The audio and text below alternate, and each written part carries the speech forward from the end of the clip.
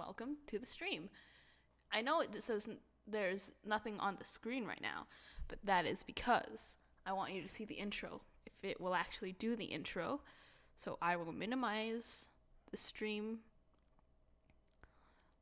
thing because this initially launched full screen, so I had to edit the resolution and stuff. So we'll be launching this. And then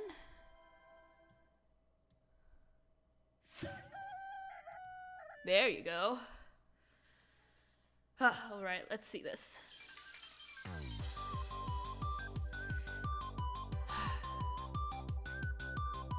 Dog.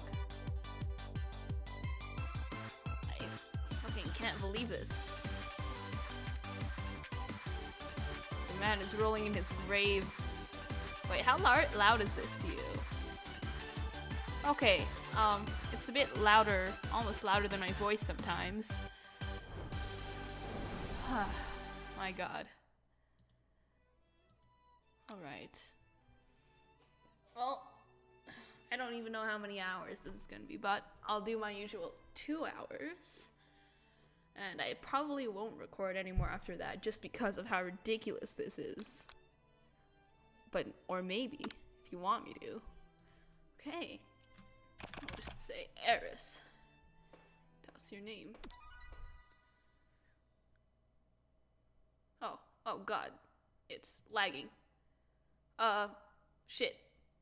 Help. Help. You sleep softly as the morning sun casts a warm glow through the window of your modest student apartment. Chicken. What boy band is this? Popcorn? What does popcorn do? The world is peaceful and serene. You could stay in the moment forever. Or you could wake up now! Your first day of culinary school is no time to sleep in. Upman Adam. Lying in bed, you stare at the ceiling, thinking about everything that awaits you at the prestigious University of Cooking School Academy for Learning. Your mind begins to wander. Who will be there? What will you cook? What should you wear? Time begins to fly by, and you find your imagination getting away from you. You need to take this seriously. I better make sure to arrive prepared for the first day. You bust through the morning checklist. Teeth brushed, hair combed, pits deodorized. Nothing can stop you now. You confidently grab a biscuit, straight out the door, and head off to class. Just what you need to get your blood flowing. Standing in the quad, you gaze upon the magnificent University of Cooking School Academy for Learning. Why? Here comes your lifelong best friend, Miriam. She's the most adorably awkward person you've ever met, and you absolutely love her for it. Good morning, Eris. Are you excited for the first day for the rest of our lives? What? Actually, because I sure am excited and a little nervous. Okay, a lot nervous. It's just that this morning I made breakfast for myself, but well, when I ate it, I couldn't taste any love in the food. What if I'm no good? What if I fail? Classic Miriam. Raised by master chef parents, she's always held herself to a very high standard. Oh, she's crying. Ever since we were little babies playing together, and you rescued me from that quicksand box. What? It's been clear to me that you're the most loving, caring person I know. You're going to do great. But with University of Cooking School Academy for Learning's famous 3-day only semesters, I'm afraid of being left and never catching up. Sweet girl Miriam has always had a flair for the dramatic. This summer, she got so nervous about her first kiss that she chipped a tooth practicing on a mannequin. How? Should you pep talk her or change the subject to give her some relief? No gossip. We don't talk shit. Remember last month when we saw that fortune teller and had our tarot cards read? The lady with the mask who gave me nightmares? I've been trying to forget. I know she looked spooky, but she was so sweet, and she told you that you were destined for great things. Remember that card with the fancy-looking tower? The tower?! Wait, the tower?! Listen, I have a deck. If she's getting the tower, that means she's gonna have to change something about her behavior real soon, or otherwise it's gonna just all crumble down. And the other card featuring that handsome fellow in the red suit? Okay, actually, I don't know, but that's probably one of the minor face cards. I've been waiting so long to meet a handsome fellow that I could call my own. And I'm sure you will soon. In no time, we'll be graduating and you'll be delighting the world with your heartfelt cooking in no time at all. As you talk Miriam up, you can feel her nerves begin to ease. You know what? Maybe everything will be okay after all. And if not, at least I have these killer bangs. They look like turf bangs, not gonna lie. What are those? Explain. Can you believe I cut them myself? Like I said, turf bangs. You can definitely believe it. I cannot believe it. Before you can get another word out, you're rudely interrupted when someone smacks your books and custom engraved measuring spoons out of your hand and onto the ground. Wait, I have custom engraved measuring spoons? Why? Hey! It's Ashley, your arch rival. She's totally evil, but you can't help but be filled with jealousy. She can't get anything she wants, and she knows it. Of course, she gotta have a boob window. Hello, Ashley. Ashley. She's so thick. Can she, like, that is cutting off her circulation. You see that? Oh, I didn't see you there. What? Oh, I didn't see you there, chicken shins. Are you telling? Oh, yeah, I'm dummy thick. What about it? What about being dummy thick? Didn't see you there, chicken shins. You left Eris's shins alone. They're perfectly normal shins. You can't stand Ashley. Even her name is annoying. You know for a fact that it's actually Ashley, but she had to add extra letters to make herself feel better than everyone. If anyone here knows what perfect shins look like, it's us.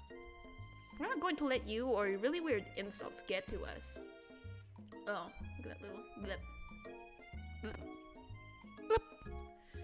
Across the quad, you see Ashley's best friend, Van the Man has stopped to look at his own reflection in the mirror. His pants are so tight you can see him casually working out his glutes while he styles his hair. No lie, they're rockin' glutes. Got some hams here.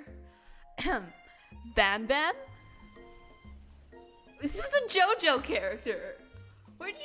Is this legal? Is this allowed? You rang? It's JoJo. Of course.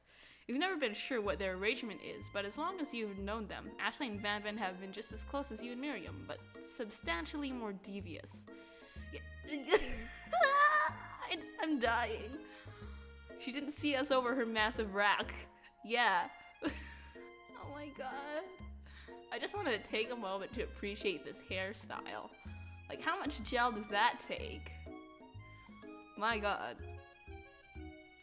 I can't believe that University of Cooking School Academy for Learning would ever allow people like you to attend as students. I know, right? You'd think they'd just hand us our diplomas by now. Shut up. Or maybe hire us as our professors. You amateurs could learn a lot from us. With the first day of school about to start, there's just not time to properly tell these two off, so you resist the urge. Let's go, Miriam. Psh, see you later, losers. What? Who's this? As you approach the door, you see a goofy-looking kid pushing hard against a window directly next to it. Okay, why? No! No. Uh-oh, stinky. It's broken. What's broken?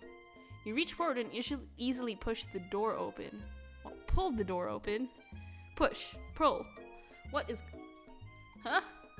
This isn't school for gifted chefs. What? That should do the trick. I love you. I think you mean thank you? My name is Pop. I was named after my Pop. He's old. Could someone like this also be a student at the school? He must be one heck of a chef. Also, his name tag clearly says Bob, but I guess he's reading it upside down. Hi, Pop. I'm Eris. So, are you going to make me hold this door all day? Nope. And with that, the young man walks into the building ahead of you. Is it just me, or is he kind of cute? No, he is a child. He is a child. He's baby cute. You do not. You don't do this to him. I think it's just you. You both shrug your shoulders before following him into the building. You stand at the edge of the... Who is this? Why are you learning... Okay. Why are we learning algebra? And the... What's it? A squared plus B squared equals C squared. And there's logarithms here with sigma. What the fuck is this classroom? It's got an American map here. Huh. You stand at the edge of the room, unsure of where to sit. Other students wander in and keep themselves busy chit-chatting. A scruffy-looking pooch takes its place at a podium at the front of the class. Adorable. No, quiet everyone. Wait, this dog is our... This corgi is our teacher? This corgi? Wait, what? What is going on here? Oh my god. I'm really tempted to just do Borks over this guy. Like, who is this unreasonably cute pup and why is he in your culinary class? You must be Sprinkles, head instructor and CEO of UCSAL. Oh! Please call me Professor Dog. I may be cute and little and fluffy, but I still demand respect. Or... What? A cute dog is our professor? This is the best school ever. I guess only a dog's nose is capable of picking up all the nuances of fine dining. Out of nowhere. What? Wind begins to rush around you as a swirl of cherry blossom petals fill the air inside the classroom. I'm chilly. Someone close the window. And then, he walks in. Great. Thanks. I hate it. You managed to make an old man, this vishy ass. You're immediately swept up in the aura of his new student and his remarkable goatee. Who knew anyone could be so handsome? Time stands still. It's him. If it isn't my favorite student, Harland.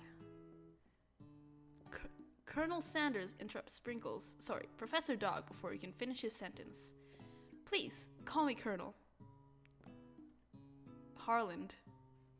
Colonel Harland Sanders? Colonel Sanders. Bond. James Bond. Name's Bond the James. Baines Nond. Having a strong call a bondulance. Colonel Sanders. A hushed murmur rolls through the classroom as Colonel Sanders walks down the aisle of desks.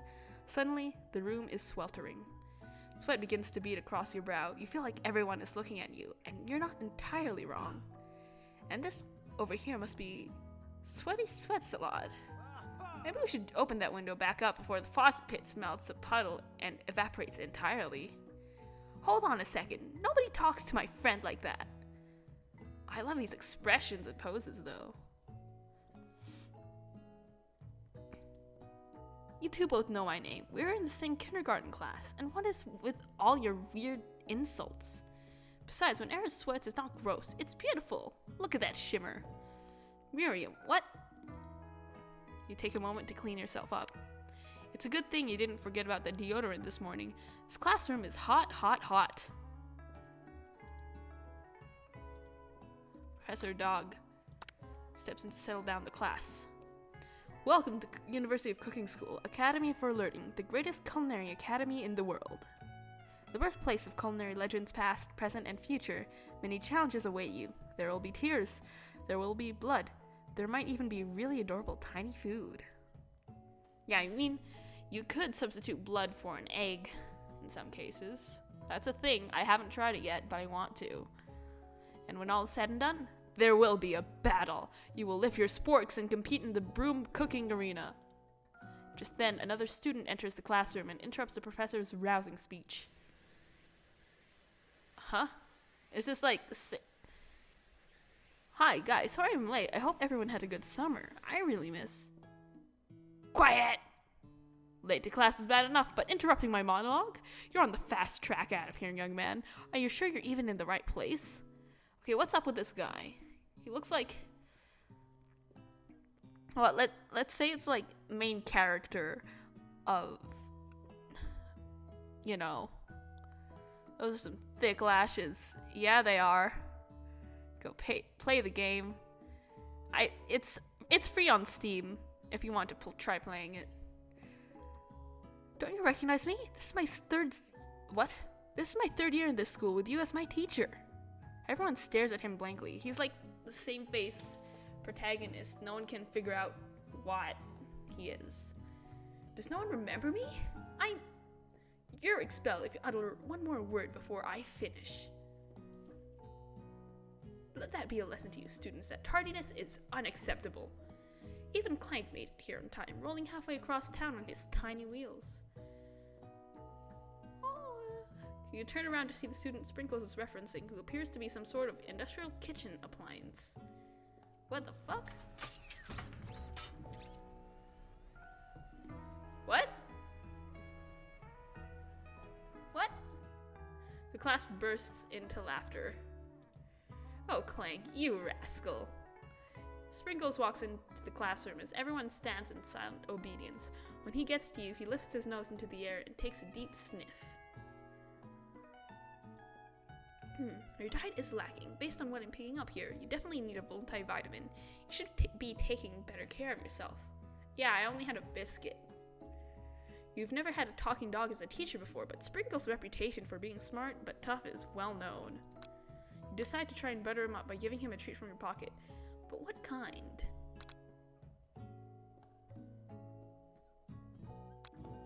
A treat? Oh no, I think I'll go with the rubber ball because he's a culinary expert. You know, he probably won't appreciate like cheap ass treats. You reach beneath your apron and return with a rubber ball in your hand. Sprinkles' eyes go wide as he locks onto it. You toss the ball and he bounds after it, grabbing it in his mouth and swinging it from side to side before dropping it. The thrill passes quickly. It's not clear if that endeared you to him or not. Settle down, young chefs. Take your seats and prepare to have your minds open to the amazing possibilities of culinary creation. As everyone rushes to claim their favorite seats, you're left standing at the front of the room. Only two options remain. Hey, Eris, there's a seat here. It seems that no one has claimed the seat next to me, if you're interested. Oh. I'm gonna save here. Two good options, but which will you choose? Colonel Sanders' best friend. Okay, no, I just want to see how ridiculous Colonel Sanders gets. I just don't want to leave her to the dogs. And by dogs, I don't mean Sprinkles. I don't want to leave her to the two weirdly attractive, mean people, Jojo and Great Rack. You move to take your seat by Colonel Sanders. It appears he brought no books, pens, or pencils. However, his perfect upright posture shows off a seriousness that makes you confident in his desire to learn. Thank you for offering me this seat. I've only had two rules. Do all you can and do it the best you can. It's the only way you've ever get that feeling of accomplishing something. That's so inspiring. A little off topic if you ask me, but okay. As soon as you've settled into your seat, the professor makes an announcement. Think fast. It's time for a pop quiz. Yay, a quiz about me. This incredibly important and surprisingly short quiz will tell me if you are ready for life at a culinary school. Keep your knives sharp and your focus sharper. Here comes question 1.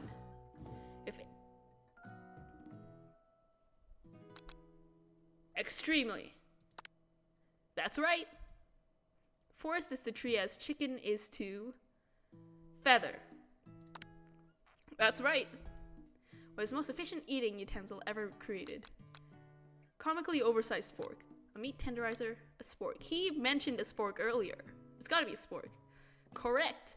What food is best for a broken heart? Anything, as long as it's prepared with love and not too much salt. Well, you mean not too much spice? I've had really spicy breakfast muffins. They just tasted bad. I could handle the spicy, but it was like it was trying to cover up a flavor, a disgusting flavor. Correct. Is Sprinkles a good boy? He's the best boy! That's right. Your total score is 5 out of 5. Wow, be honest. Did you cheat? No, this is my first time through. You look up to see that Colonel Sanders has been watching you tally your score. He's impressed. I know we just met, but I have to confess. I think you have a beautiful brain. What? Already. Fucker, let's hit that Colonel ass. I don't know who It's Funny is, unfortunately. Who are they? Hot diggity, Eris, you just scored some major Colonel Sanders points with that performance. May I have your attention, students? I have an important announcement to make. Time for lunch. Already. Wow, the cafeteria is as nice as any restaurant you've ever eaten at. It makes sense that a school dedicated to cooking would be also serious about eating. A delicious fragrance wafts through the room and tickles the end of your nose. Your mouth waters. Do you smell that? That must be our lunch. It smells crazy good. Everyone, can I have your attention? It's about lunch? No, I just want to apologize for my tardiness. You see, Howdy, folks. I'd like to make an announcement. Okay. Hey, It's about lunch. Everyone cheers. He's a student though. But Shh. Lunch. She said shh. In honor of the new semester, I've prepared something special to share with everyone for lunch.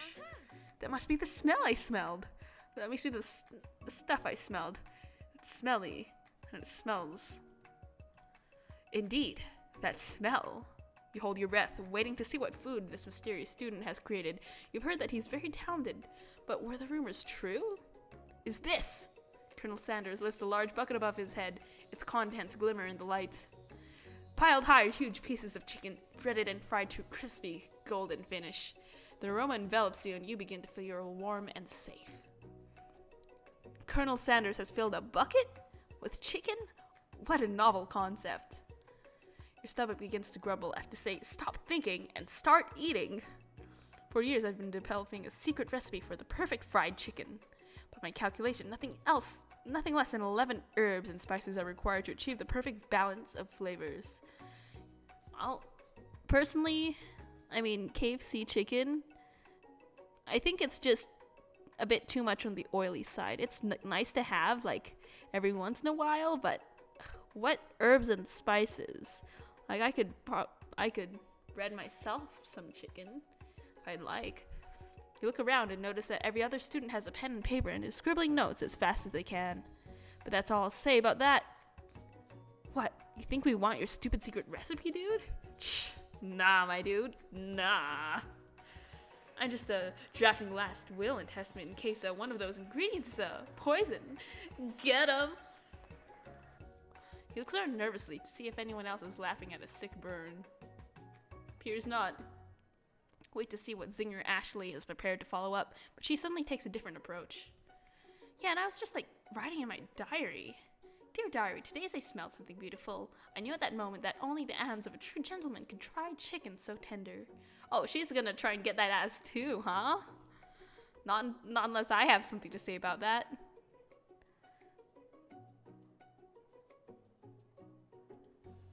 Huh.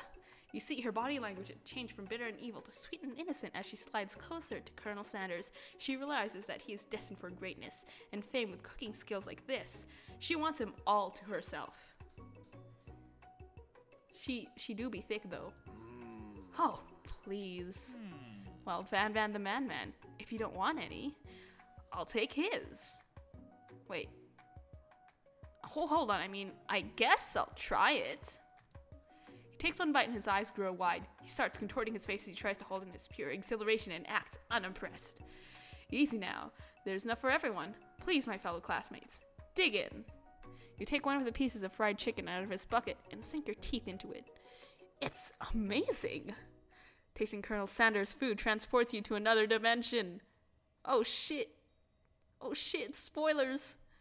Alone with your taste buds, gripping a drumstick in your hand, you float weightlessly.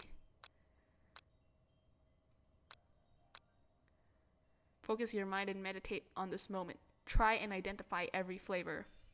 Savor the moment and everything that it tells you about Colonel Sanders' culinary heart. Swim towards the light. Okay, if we identify every flavor, I feel like we'll be just figuring out the taste ourselves. I don't know if he would appreciate us figuring out his recipe. Savor the moment. Colonel Sanders' culinary heart. Swim towards the light. Because this is a bit greedy. Swim towards the light is very vague. But we're already in a different dimension. I'm saving this. Won't let her take him then. Yeah, that bitch. Okay. Swim towards the light. Somewhere up ahead, a bright light beckons you. The flavors are so intense you become wrapped up in them. Unable to resist, you reach toward the light. It grabs your hand and pulls you closer and closer until your fingertip connects with the end of everything. You're forever lost in the land of tender fried chicken bliss. Your mind dissolves. There's no airs now. There's only herbs and spices. Though Miriam tries to revive you, she cannot. Game over. Okay.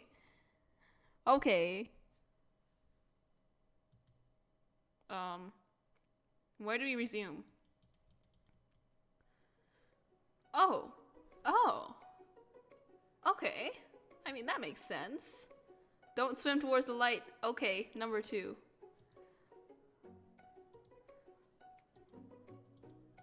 Okay, hold on.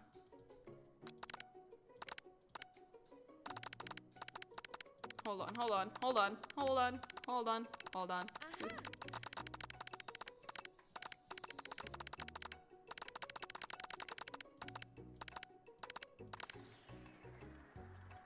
Oh, JoJo moment.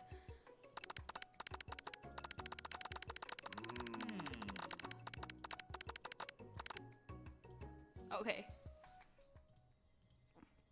Savor the moment. Let's do it. The flavors in your mouth are beautiful, pure, heavenly. What a guy. Alone with the flavors, you feel something that can only be described as love. For a man? For a flavor? Are they the same? After tasting his food, you try to get some one-on-one time with Colonel Sanders. You approach him. He smiles ever so softly as you approach. He stops what he is doing and allows you to break the silence. Colonel, I wondered if I could talk to you for a second? Anything for a fellow chef. What exactly was on that chicken? Haha, how bold to come out and ask. It's an idea I had for new combinations of flavors that will make me my fortune and establish my legacy for all time as I open a chain of highly successful fried chicken restaurants. No big deal. It's just you and me here talking. I can keep a secret. In fact, I've got some of my own that I'd be willing to trade. What's the rush? The semester's only getting started. We've got 2 more whole days to get to know each other. He's clearly not going to give it up easily, but it doesn't hurt to be persistent. You know what they say about secrets, Colonel. Shouldn't learning be fun? Aww. You've got moxie. I'll give you that. Colonel Sanders looks both ways to make sure you're truly alone and then leans in. You can feel his warm breath as he whispers. Just one ingredient, but you can tell. I use... Wow, you'd never have guessed that. In fact, you're not even sure where you'd get some if you searched.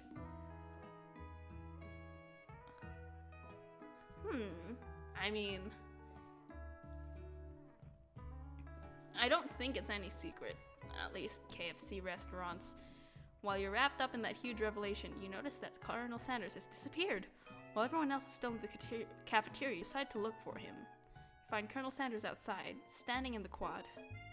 Oh, it's you again. Howdy. Howdy? Okay. Yeah, thank you. On this expedition, I made a good call to not monetize this at the moment, but oh my god. I mean, I might as well just, yeah. Howdy. Sometimes I like to come outside and look at the school buildings. I think about how my story will continue on after I've graduated. It sounds like you have big plans. Dare I say, the biggest. I'll leave my mark on this world. You can bet on that. Alone together for the first time, you figure out now's the perfect moment to show your personality to him. Nag him to show your strength. Wow him with a big idea. Add an additional ingredient to really spice things up. Be modest, but thoughtful. Thoughtful. Hold on. Save. I'll just have to edit the tags later. Thoughtful. Well, I just want to tell you that I really, really enjoyed your food. I've got his attention. The flavors were complex but comforting. The interplay between salty, savory, and peppery. It was perfect. I appreciate the compliment, Eris. I'm sure he'll be a big success. I know we've only met today, but I'm starting to get the same feeling about you. We should head back inside. The next lesson starts soon. You step into the massive cooking arena, where the afternoon lesson will take place. Each student gets an oven and all the tools and ingredients they could ever need. Look at this place. It's magnificent. Finally, we get to show our stuff. Wait a second. Oh no, we have to show our stuff. What if I totally blow it? You're not going to blow anything, except maybe kisses to the crowd of fans you're going to earn with your signature adorable tiny food creations.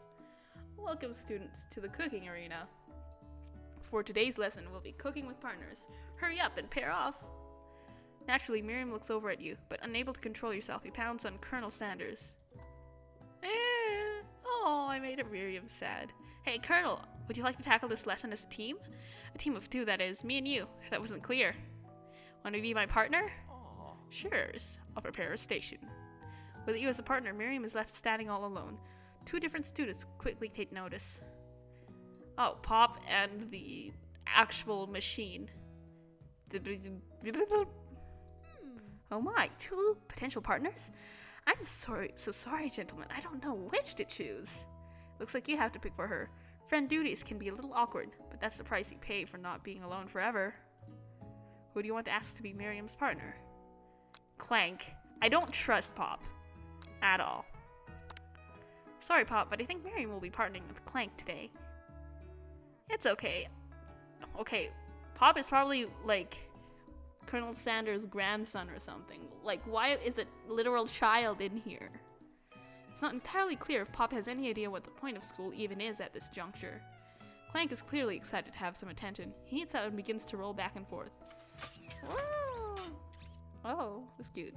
Hold on there, fella. We don't even know the assignment yet. Technically, Clank might not have a face, but there's something charming and earnest about him. Bzz. Tissue, I hardly know you. Clank judders and a panel shakes loose. You get the impression that this is a sign of affection. Looks like you two will be fine. Now it's time to focus on your own cooking classwork. Alright, you two. For today's lesson, we're going to keep it simple. Pick a basic dish and divide up the steps. No chef is an island. It takes 2 flints to make a fire. You get the idea. Which dish do you suggest to your partner, Colonel Sanders? Octopus. Gravy. Steak tartare seems easy enough. It's fancy and you don't even need to cook it. Octopus. I mean, I like octopus, but if you're not going to I like octopus balls, but like whole octopus? I mean, not whole. I mean like octopus limbs on them by themselves, like on sushi or sashimi. It's just too tough. But let's see what octopus does. I was thinking about trying something exotic, maybe a dish that incorporates octopus in some way. I'm more of a down-home type of chef myself. What about something that, go with me here, walks on land? Actually, there are certain species of octopus that do leave the water. For instance, have you heard of the Abdopus aculeatus? It leaves the water to hunt for crab. Now, an octopus that walks upright and hunts crabs. Now I've heard everything. The world is truly a marvelous place, isn't it? Octopus, crab. Sounds like you're describing one of my signature dishes. Are you trying to steal my thunder? Boys, what's with the hostility? Has the competition been moved up to today? How dare you try and muscle on my culinary territory? Nobody better touch a cephalopod without going through me first. I think there's been a misunderstanding. Nobody's muscling on any mollusks. We were simply discussing today's assignment. Oh. Let's get JoJo up in here. You could cut the tension in here with a chef's knife, which makes sense because chef knives are usually pretty sharp. Look, you're just talking. I'll happily step back from any and all seafood. You know what? I'm just gonna make some mashed potatoes and gravy. I know my grandmother's recipe by heart. You can keep the tentacles. You begin to peel and boil potatoes and try to extricate yourself from this thorny situation, but your new rivals aren't having any of it. I doubt you have even the capabilities to work with ingredients so delicate. You should probably stick to microwavable dishes. Unlike my friend Van Van, though he may be a man-man, I have no doubts whatsoever about Colonel Sanders' ability to concoct creations worth admiration. After all, your fried chicken was quite spectacular. But Colonel, if you ask me, I might take a better partner for you than this thing that has positioned itself at your station. This thing? Wow. Don't you feel deep down that we cast complementary shadows? We fit together like a thigh and a drumstick. It just makes sense. What, do you want to squish his head between your fucking thighs?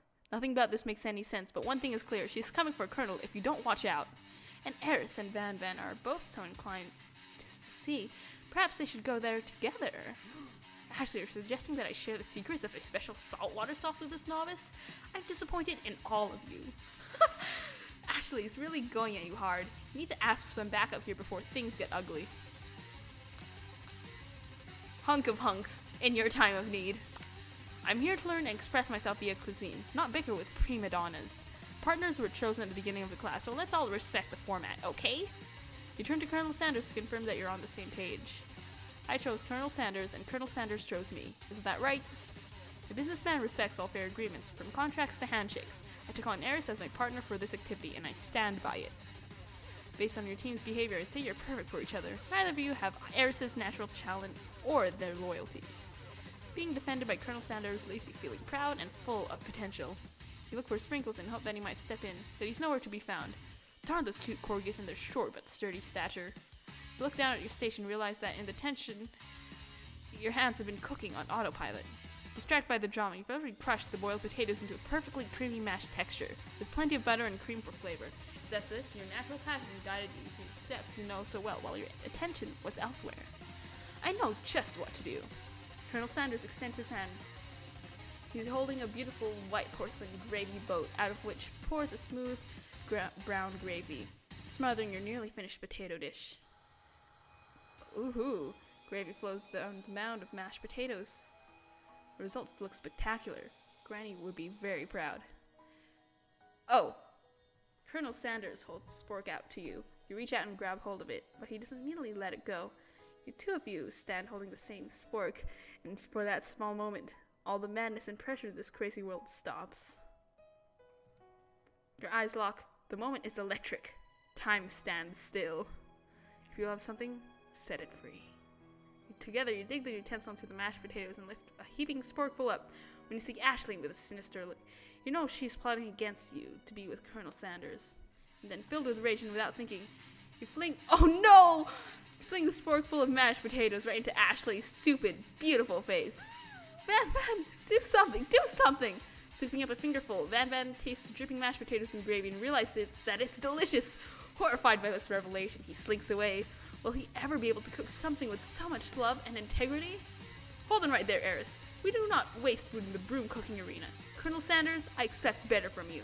If you throw one more spoonful, you both better be prepared to eat it from wherever it lands. Can I have potatoes, please? What? Van Van rushes back over, dish covered in his hand. Mashed potatoes with gravy. Pathetic. In just a few minutes, I prepared a full meal, cased upon my specialty.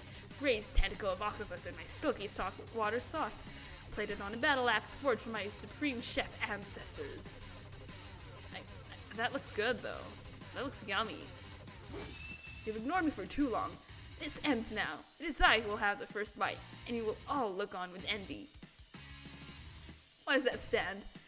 The unreferring student rushes at Van Van and swipes a bite off his signature dish, right off the plate. No, don't! Something about this dish doesn't strike my nose quite right. I think the octopus was rushed and may have turned in the process. The results could be toxic. Too late. It has been eaten. I think I left something in my oven. I don't feel so good. It killed him! Oh, he is Ghost. What? Okay, this is ridiculous. What? Everyone, step back. Don't take another bite. When you trip back at the plate, the rest of it is gone. You notice the tip of the tentacle begins slurped up in Pop Pop's mouth. Oh my god. Yeah, this kid had it coming. Pop winces in pain for just a moment, then is almost immediately back to his oblivious self. Oopsie. Tastes like poison. What? The entire class is gathered to watch Pop's final moments. Shock has frozen the whole crowd. They are as motionless as statues.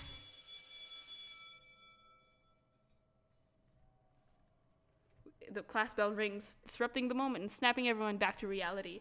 It would appear that Pop's enthusiasm for trying new things despite obvious danger has inoculated him against poisons of all kinds.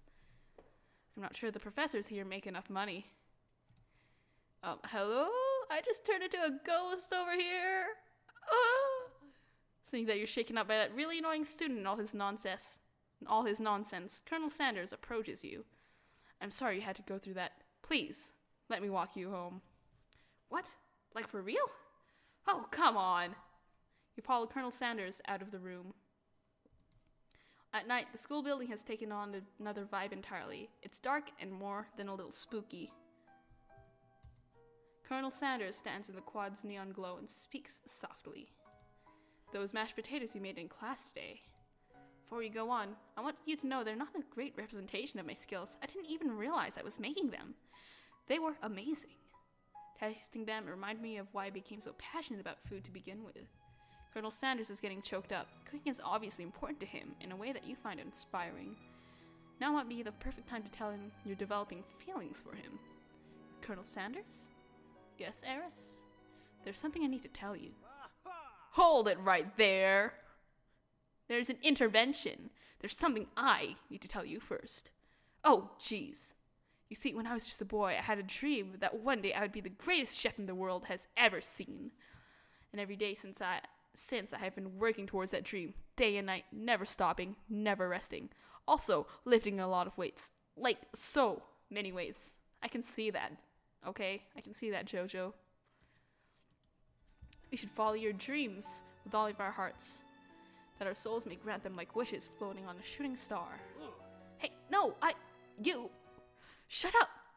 I'm the one here to say inspirational stuff and be the star of the story. Are we forgetting that your cooking literally killed a guy? You can't prove that. I also saw you kill that guy. What was his name? Somewhere in the distance, you hear a long, sad sigh. Forget him. We're talking about me. Me. I'm the hero. The spork monster is here to fight a hero. Oh, great.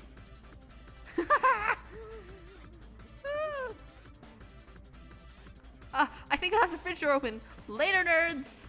How dare you threaten me just as I was letting down my guard and connecting with another chef on an emotional level. Be afraid. Be very afraid. Because I'm a monster, see? Is he rhyming on purpose or is that just coincidence? But before you can discuss syntax any further, it's a turn-based fight sequence. What will you do? Okay, let's defend first. You decide to defend. Which defense will you choose? Trepidation? What is this, Homestuck now? You close your eyes tight, but then open just one enough to squint and see the spork monster across the battlefield. For some reason, this makes me feel more prepared for what comes next. Spork monster goes on the attack. They spit hot gravy at you. You take 1 damage. That defense did. What? Fat lot of good that defense did. You decide to go on the attack. Eat it! Chow down does 2 damage. The fire in your belly makes you stronger. Spork monster is feeling really threatened by your attack.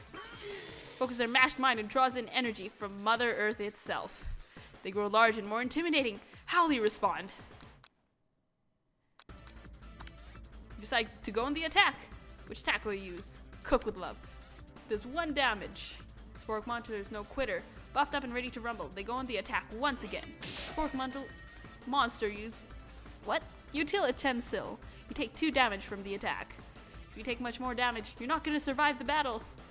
You gotta defend. Buff up. Buff up. No one can control this buff to this. You start to feel bloated and quite frankly, a little gassy. You better attack soon or you're likely to explode. You decide to go on the attack. Chow down. Does 2 damage. Powerful blow. Spork monsters oozing cheese and sauce into the lawn of the quad. I wonder who is going to have to clean this up. Feeling vulnerable, Spork monster prepares its ultimate attack, Rounded Edge. Vile villain, your reign of terror stops here. Colonel Sanders summons the energy of 1,000 chickens. Pot pie power pinch. What the fuck? Pot pie power pinch does 10 damage. Spork monster is defeated. You saved me. An injured Spork monster spews steam into the night. Spare this wretched beast. You manage to tamp down your disgust at the sight of this gnarly beast long enough to realize that he is still a living creature with a pure soul who deserves your pity, not your wrath. Be gone, beast, and don't you dare come back for a follow-up encounter tomorrow. I won't forget this, and I certainly won't be back, like you said. The Spork monster scuttles off into the night. The defeated monster left behind a special item. It appears at first to be a cookbook, but upon closer inspection, it's so much more. It's a book of magic spells with a golden chicken on the cover. Oh god. The plot chickens. You open the cover and find a library card tucked inside. The plot chickens. The last name to have signed is Borko. Borko, that name sounds strangely familiar. Your blood is pumping as you stand in the quiet of the night, holding the mysterious book in your hands. As you come down from your battle buzz, you realize that your final attack was left you completely depleted. The world around you begins to fade away. Without any energy to keep your eyes open, darkness overtakes you. The image of Colonel Sanders flashes before your eyes as you fall asleep. Oh, he brings you to your bed. He must have helped you get home. In your tired state, you don't know if you could have made it without him. What a guy. You want to thank him, but you don't have the strength to utter a single word. You feel your covers being pulled off over you as you are tucked in tightly.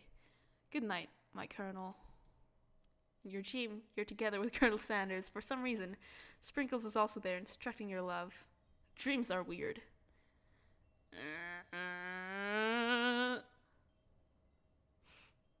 You awaken on day 2 and attempt to process the wild visions you had.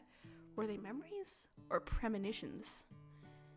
And there was that secret ingredient that Colonel Sanders went ahead and told you outright. Not much of a secret, huh? It's probably just because he already trusts you so much. Sure, that makes sense. We'll go with that. You meet up with your bestie in front of the school. Before you can tell her about the encounter with the Spork monster, she launches into a story of her own. Oh, I know this might sound a little strange, but I think I might be, I think I might like Clank.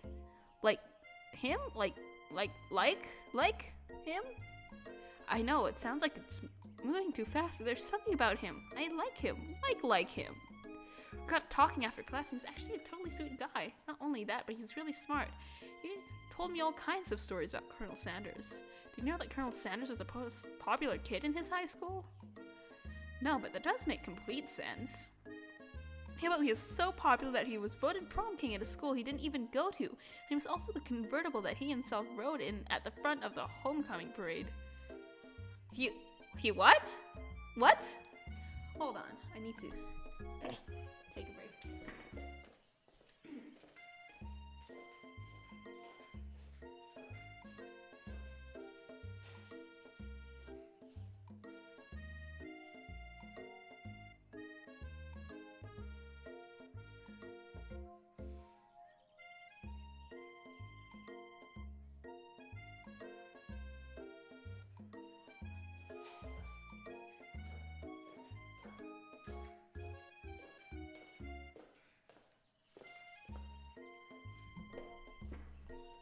Okay, just had to blow my nose and drink some water. How long have I been recording? Oh, not even an hour. Wow, this goes fast.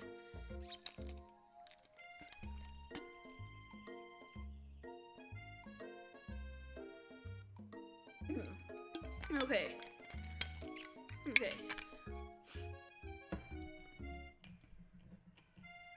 I'm thinking maybe something got lost in the pressure cooker.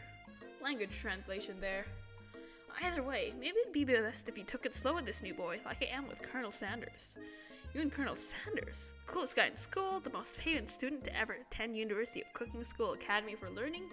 You're a thing now? We definitely connected yesterday. Sure you did. You're great. Why wouldn't he be into you, I guess? Laughing at the implication that you and Colonel Sanders might be a thing is definitely not cool. You are great. You have an idea about how to prove that your love is real. Well, if he's not into me, why did he tell me one of his secret ingredients? Your bestie's eyes light up. A secret ingredient? Yeah, I just said that. A secret ingredient. Is there a dramatic echo in there? Miriam checks to make sure you're alone before continuing. So this summer, while I was on my vacation with my family, a lovely man approached me in the botanical garden where I was wandering. This can't be good. He told me all about his passion for spices. Secret spices. The man even gave me some to show me what he meant. He said it was a powder created from super duper rare dried flower petals, and if I did him a big favor, I could have some of my own. Please, Miriam, don't tell me. So I filled my suitcase with them and brought them home. It was so nice. He even met me at the gate when I arrived. Later, when I cooked with them, a very strange feeling came over me, and the flavor was unlike anything I've ever tasted. I think you're being liberal with the meaning of spices here. I mean, spices are anything that aren't leaves. Herbs. Herbs are a type of spice, but not all spices are herbs. Whatever. Anyhow, we both shared an interest in cooking, so we stayed in touch, pen pals. I bet he would love to know more about new spices. Well, I'm definitely not supposed to share Colonel Sanders' secret recipe, and besides, I only know the one ingredient, so I doubt it'll be much use to anyone. Please, please, please! It would mean the world to me. No one has to know it came from you or Colonel Sanders. What do you think? Should you protect Colonel Sanders' secret or share it with your bestie? Quickly think of a fake ingredient name. I don't know, how about... It was Eye of Newt. I know it sounds kind of like some sort of witch's potion, but what can you do? No, Eye of Newt, I swear it had like an actual connection to... It was like a different name for a specific herb. I forgot what it was. I'm gonna search that on my phone right now, actually. Because Eye of Newt is just... Newt spice. Hold on. Load! Oh my god. My phone needs to load. This is Eye of Newt. Eye of Newt spice name. God, why does my phone and Wi-Fi have to be so slow now? The server can... But they are contents of a spice rack. Okay, hold on.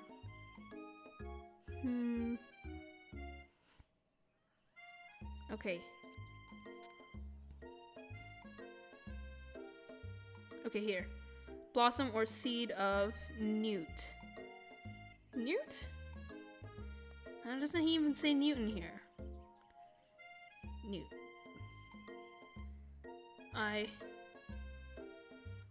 Wool of bat is just moss? Huh. Unicorn root is bone set.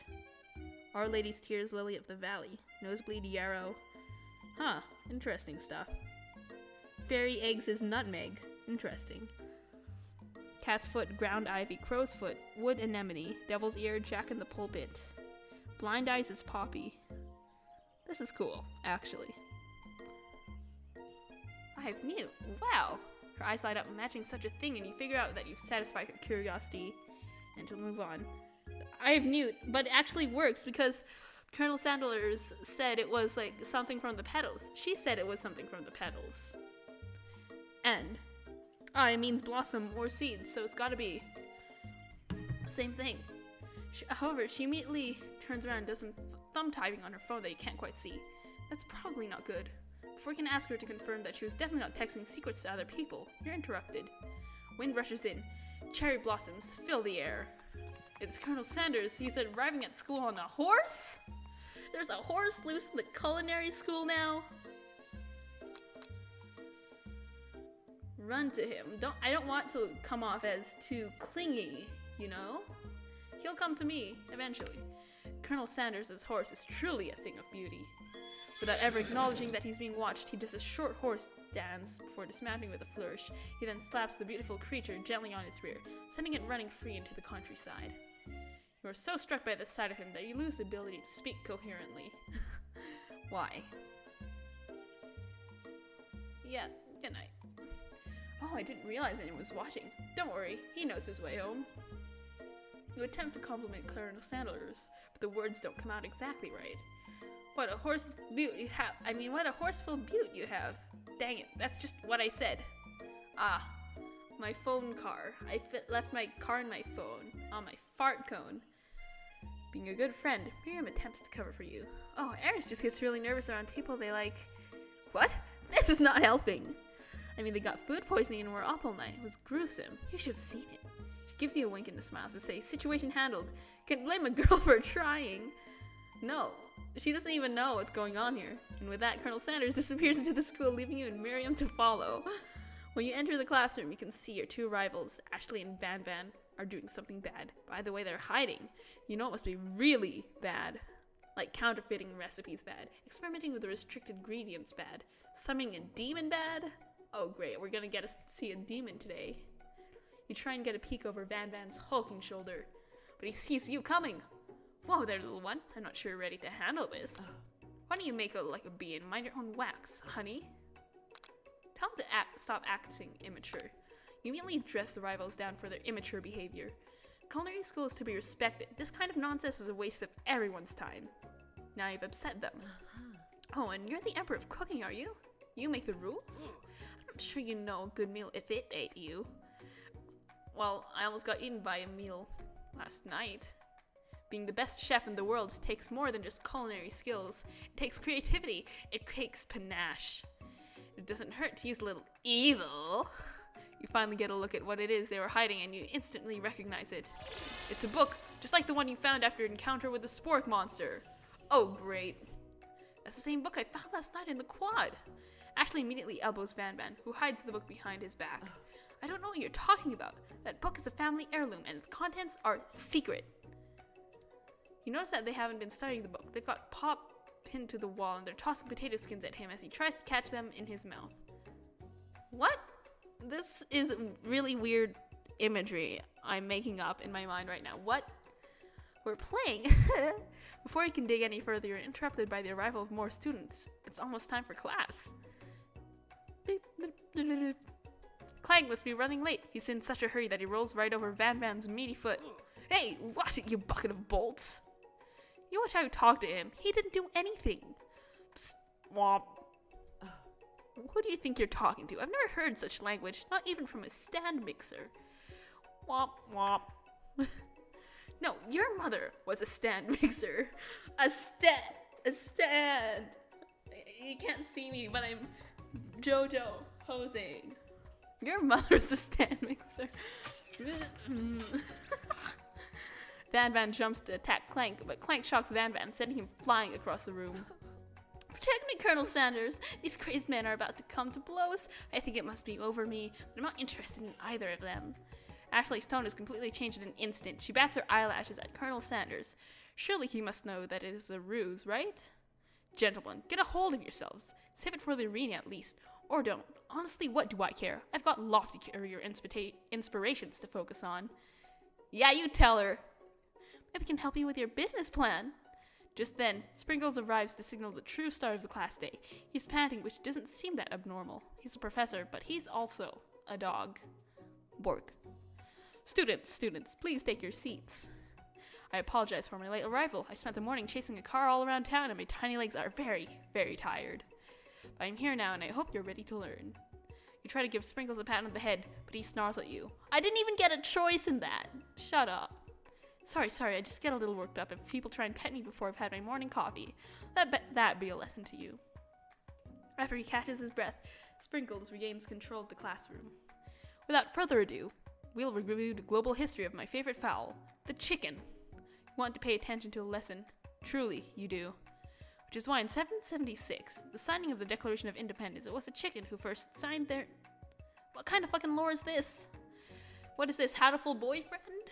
I actually cried in Hatoful when I watched a playthrough of Hatoful Boyfriend. Like, Angel's the best boy, and then there's the Mourning Dove. But you can't help but daydream about Colonel Sanders, and you miss most of the important parts. When you come to, Sprinkles is holding a tray of food in front of you. Well, Eris? Naturally, this appears to you to be a sample platter. Which item do you want to sample? A pepper, a dog biscuit, a glass of water. Oh. No, I'm just gonna take the water. Grab the glass of water and gulp it down. It's cool and crisp, like the purest snow melted by a mountain spring. Hey, that was mine. It was from my favorite toilet. You owe me 6...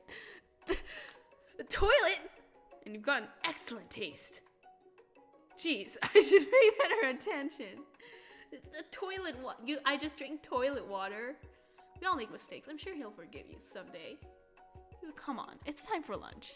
Before anyone can relax, the cafeteria lights dim, and your rivals enter to make a dramatic announcement. Today's lunch will be prepared via competitive cook-off. The level of theatrics with these two is off the charts. Demand that they stop wasting everyone's time.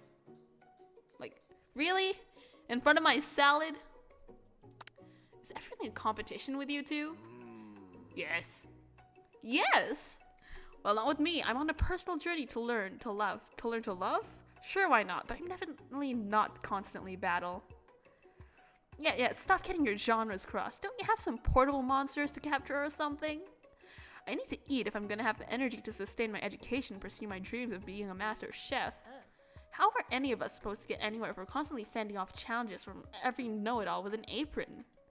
Besides, I already brought my own lunch, Eris. You should have it. It will give you the energy you need to succeed. Miriam reaches out and presents a gift to you. Oh, they're so tiny.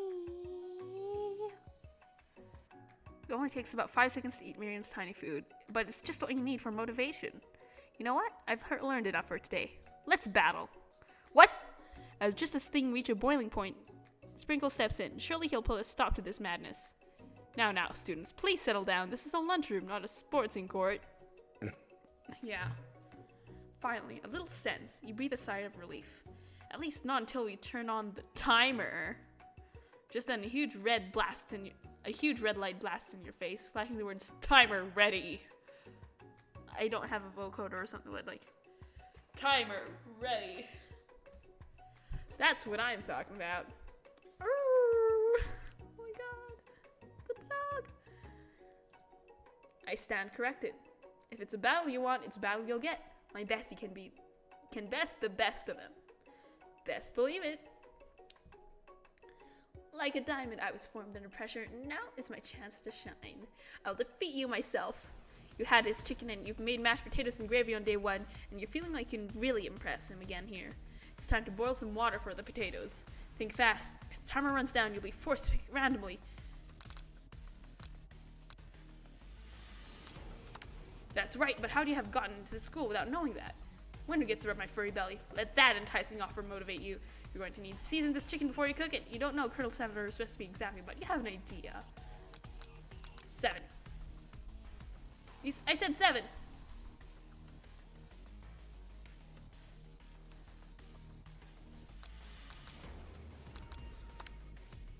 Gratitude. Okay, I can't keep reading these things. Actually, something strong and faster than you. You better pick up the pace if you want to survive. When your child is farther to the... What?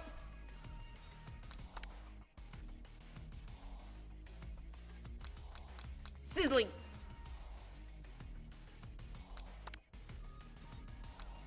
Just gotta try this again. Great.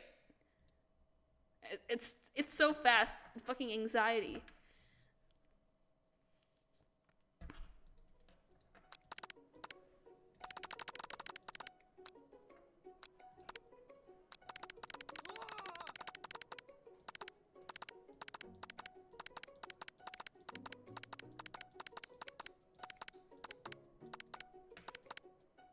It's an original quote by me, in case anyone was wondering. I hope its message lifts you to victory. Like a diamond. Okay.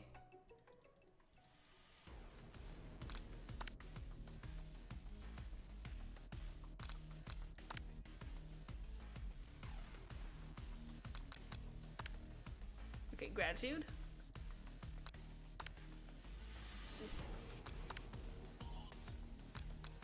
Bubbling. Silence.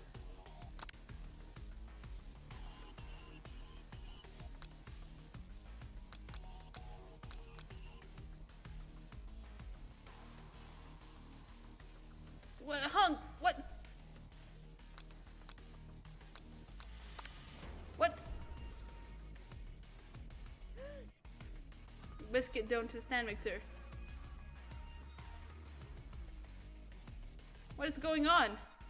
That's an easy way and a hard way. You don't get far by going the easy way. When you hear everyone talking, you realize how serious your error was. You immediately shove your hand into the mixer to rescue your dough before it's overmixed. Eris! No! But you're not fast enough and your hand gets stuck. It's immediately crushed by its quickly spinning beaters. There's no way you'll be able to use that hand for the rest of the match. Colonel Sanders shakes his head in shame. What is going on? Sweetheart, look at your hand. You simply can't go on. Oh, that's too bad. And here I am with a completed dish ready to serve. Sure, that makes me the winner by default. No. It wouldn't be fair to compare the two on account of Eris's injury. You see Sprinkles begin to lick his doggy chops as he locks onto the dish. But I suppose you should at least tell us what you prepared? Well, because I'm the sweetest, I skip straight to dessert. Using under this white chocolate dome, you'll find a wide array of delights taking you on a journey of flavor that tastes good and tells a story of excellence. I was going to ask Eris to do the honor, but since you're entered, I'm afraid that pouring this creamer of delicate and hot chocolate sauce might be too difficult. Colonel Sanders? Oh, God! No! Oh, honeycomb, where do you even get that?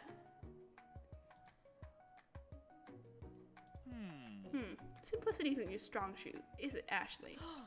Oh, you.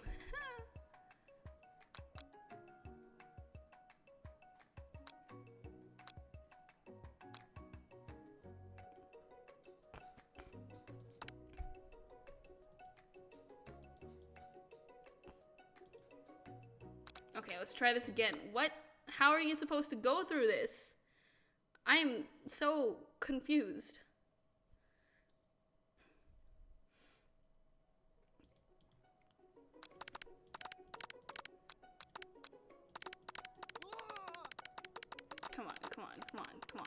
Come on. Just go.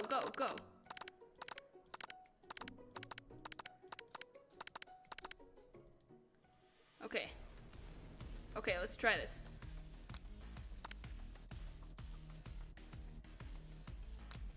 $11. I just need to make sure that I can actually read this before anything else happens. Small town where dreams are born. Silence.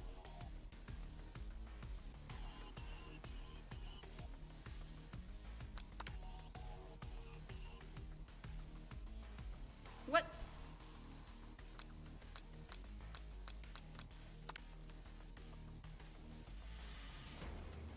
Maybe I don't click anything. Great.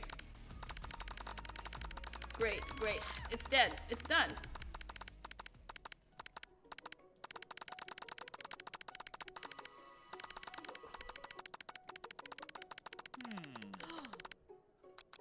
Okay, let's try this again.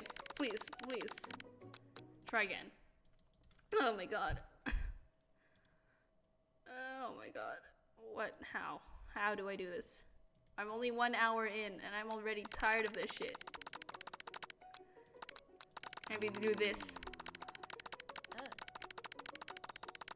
Okay, do that with Miriam, maybe. Like, we still get distracted, no matter what.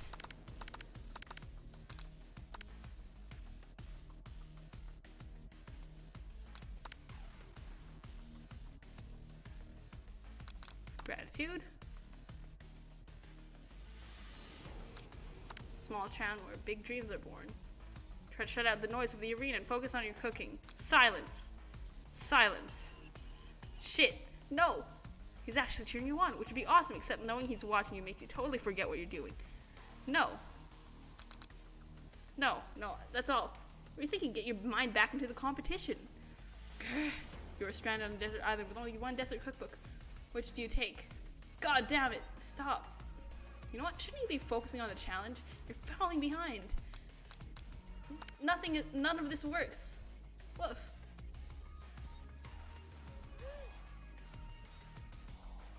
Great, okay. Oh no. But sometimes it means sacrificing the personal touch. Okay, what is going on? You might not have any hands, but Eris does, and a good chef needs to be touching the dough to know where it's properly mixed. Great. Hand gets stuck. Oh, great. What do you find is that the easy way can turn out to be much, much more difficult. Everyone, stop what you're doing right now. The battle is over. It can't be. I was so close to finishing my dish. Sweetheart, look at your hand. You simply can't go on. Oh, that's too bad. And here I am with a completed dish ready to serve. Surely that makes me the winner by default. No, it wouldn't be fair to compare the two on account of Eris's injury. You see Sprinkles begin to lick his doggy chops as he locks onto the dish. Well, that's the thing. You can't give him chocolate. Doing the honors of that. Okay. He does that. It looks really good, you know. Fried cheese, croquette atop a slice of honeycomb, ice cream 2 ways, tender nougat, and pearls of blueberry gelée. Colonel Sanders seems intrigued, but perhaps not impressed as he dips his finger into the chocolate sauce. Simplicity isn't your strong suit, is it, Ashley? Oh, you.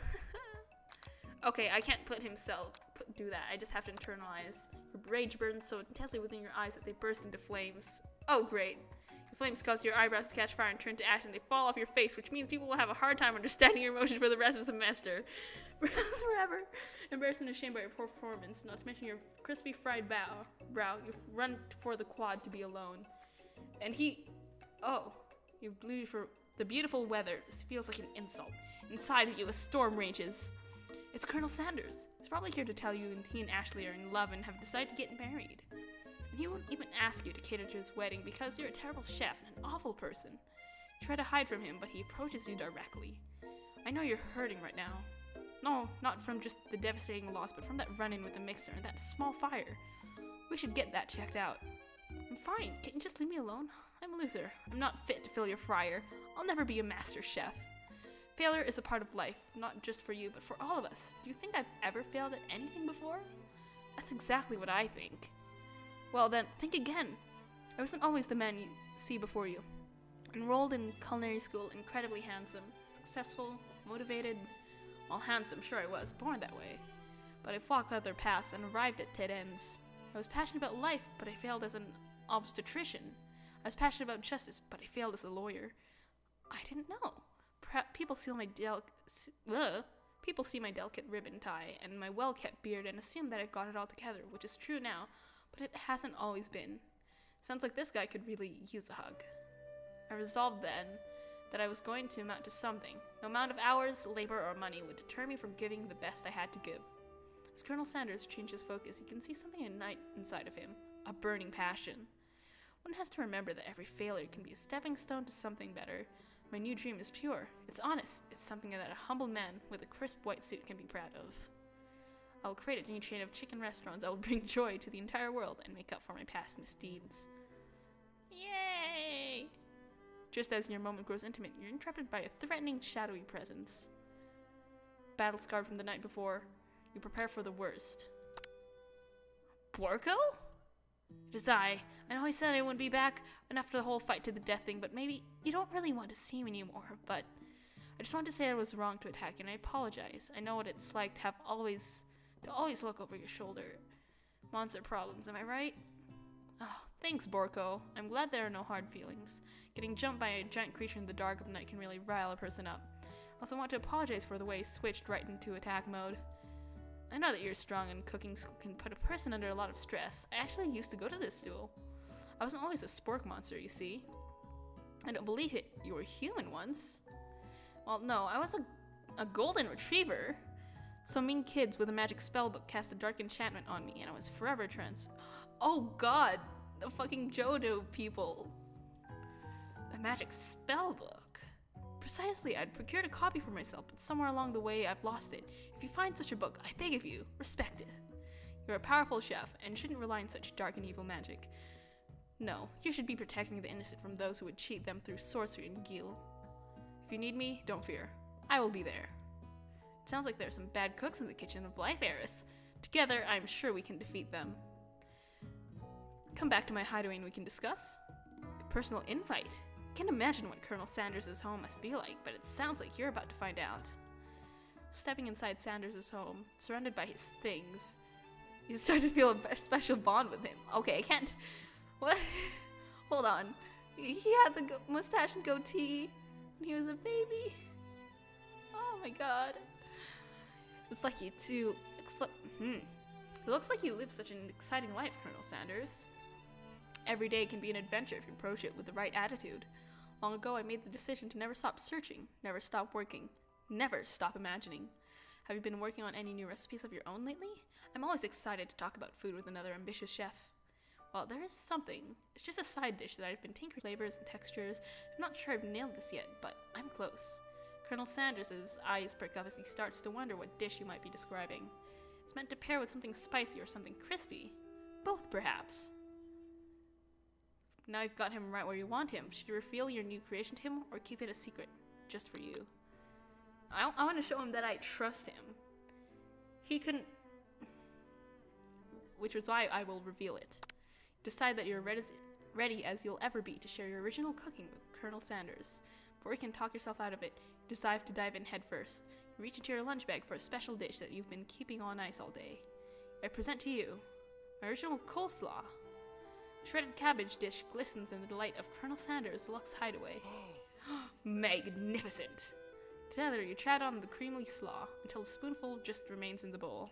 Do you mind if I hold on to the last bite? I'd like to have it around so I can admire its taste later and think back on this moment. Oh my god, he's crying.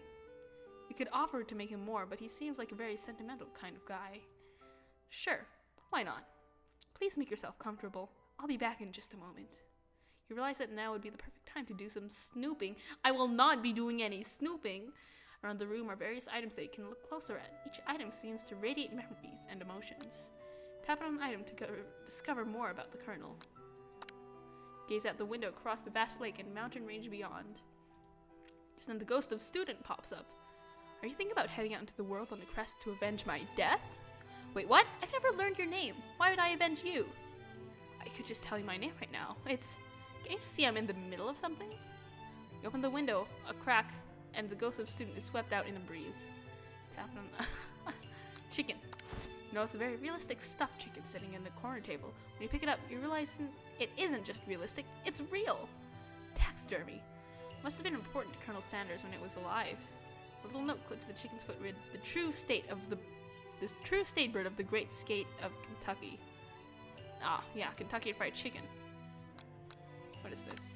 A lock of silver hair is woven through the teeth of the comb. Upon further inspection, you realize that the hair in there is just silvery in color. It's actually made of spun silver. What? What does it even mean? Scented candle. You pick it up and try to identify the smell.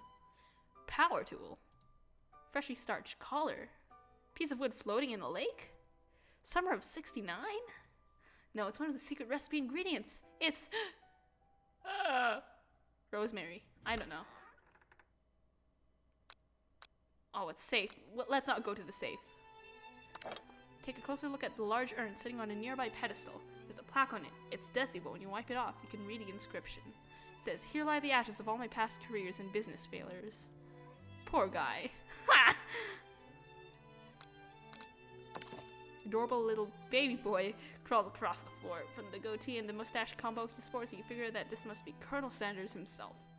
That, or maybe it's a drumstick that he seems to be waving like a rattle. Who frames a baby picture of just themselves? Probably the same type of person who would make their own face the logo of the company they founded. Am I right? One of the framed photos shows an old man who looks a bit like Colonel Sanders, standing with a friend.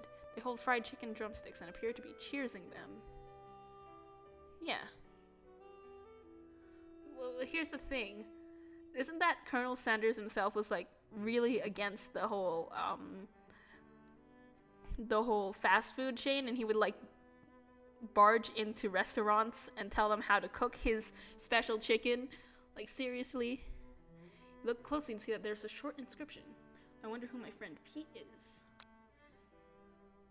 The photo appears to be Colonel Sanders, except he's an old man visiting the pyramids of Egypt. Maybe this is where he discovered one of his secret herbs and spices. This is a safe. This must be where he keeps the secret recipe. No. You think for a moment, what number is important to Colonel Sanders? Then it dawns on you. Can chicken be prepared sashimi style? I mean, it can be. Have you seen June's Kitchen? I'm pretty sure people have seen June's Kitchen. Because he did prepare chicken sashimi style for his cats. It was really cute. Let's go to there. You open the door to Colonel Sanders' closet and find a row of his signature white suits hanging within. You take one of its hanger and try it on. The jacket is a bit long for you, but it's soft and comfortable. You give yourself a deep hug, breathing in its scent. They say home is where the heart is. Is this what they meant? Before you can look any further, you hear Colonel Sanders returning. He has a new dish that he's been working on, and he wants you to taste it. You try to act casual until he asks you why you're wearing his jacket. I don't usually loan those out, but I must say, it does look good on you. Oh crap, the jacket! Forgot to take it off. You tell him you're cold. Yeah, let's go for the spoon. I'm so sorry, I didn't mean to intrude. I just got a little cold and thought this might warm me up. Colonel Sanders smiles and scoots close to the fireplace. It's warm by the fire. Why don't you come a little closer? Suddenly everything feels like it's moving too fast. Final exams are tomorrow. You should be thinking about what you're going to cook. I should be home studying. Overwhelmed, you take off the jacket and run for the door. But the thought of leaving Colonel in the midst of such an emotional breakthrough gives you pause. You stop yourself. Colonel? Yes, Eris. I honestly think this may be the beginning of something wonderful. I think you're right. We should take things slow. You talk late into the night and drift off into a slumber. Dream sequence.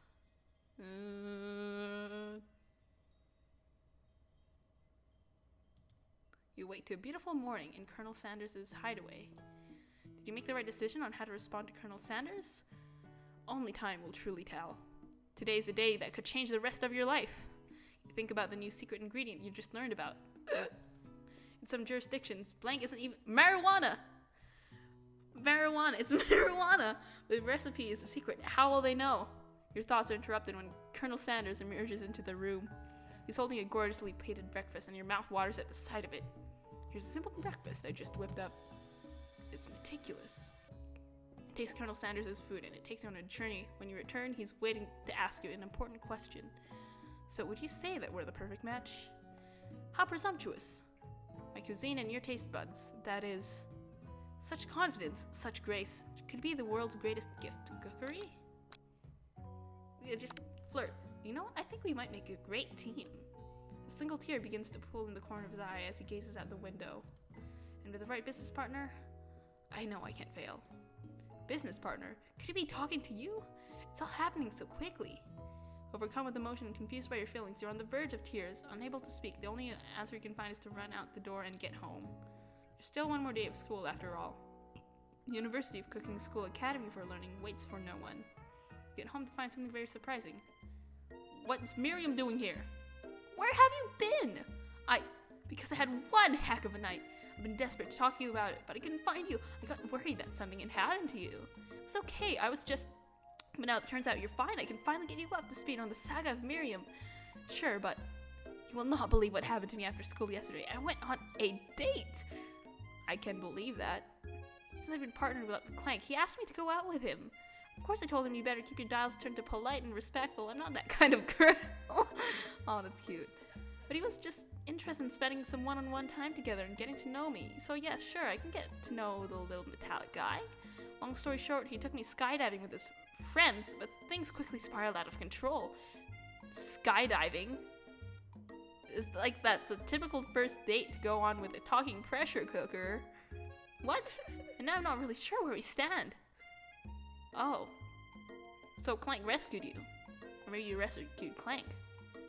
Don't give Miriam time to tell her whole story, however. Bottling up the details of your own night is just too much to bear. And I went on a date back to Colonel Sanders' house where I spent the night with him. You what? Nothing happened but the emotional connection. Wowzers. Miriam tells you to move on from this whole Colonel Sanders obsession and focus on school. Being obsessed with Colonel Sanders is wrong. You don't want to be right. After a short argument, you both agree to go your separate ways. When you arrive at the school, you encounter your rivals in the quad.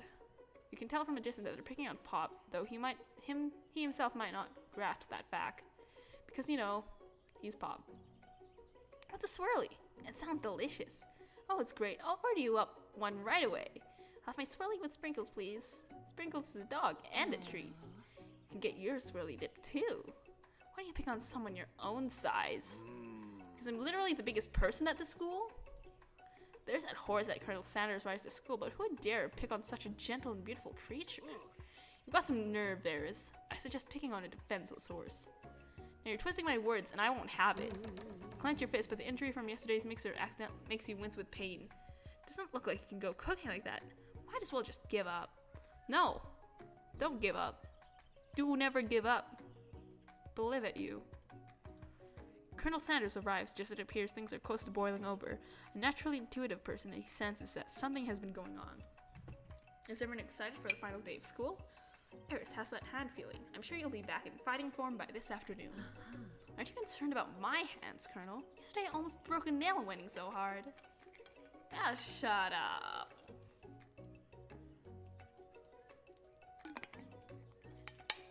Shut up.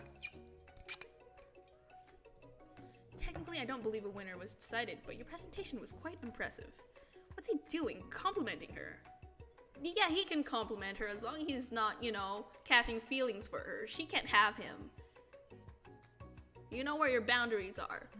What about the flavor of my delicate, warm, gooey chocolate sauce? It was clear that you're passionate about how your food was received. That's a lot of words to say. It was bland.